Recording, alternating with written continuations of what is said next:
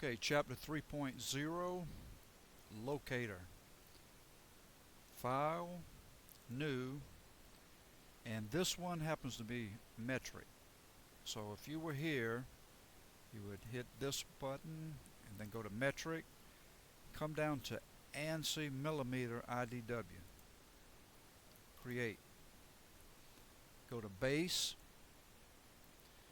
and we're going to have to maneuver this around a bit.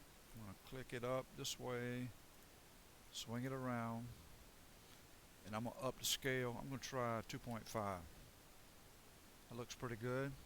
I'm going to go ahead and put in the top view, right side, isometric.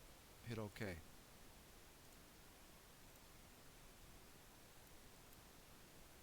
Okay.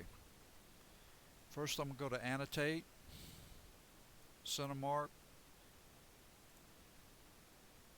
click these, go to bisector,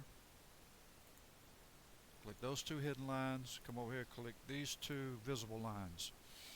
Okay, I'm going to bring this view down. I'm going to hit escape a couple times, bring this view down a bit to give me a little room. Go to dimension, click the outside of this circle, click this hole, line it up with this one as best you can.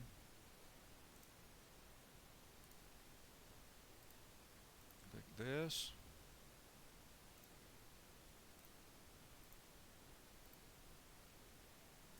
Put my overall height here. Thickness here.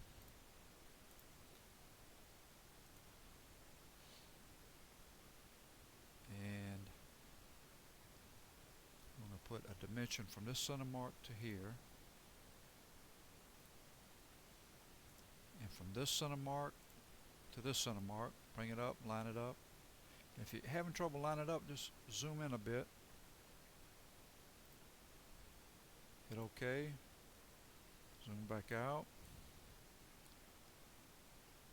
And that's pretty much all we need for that one.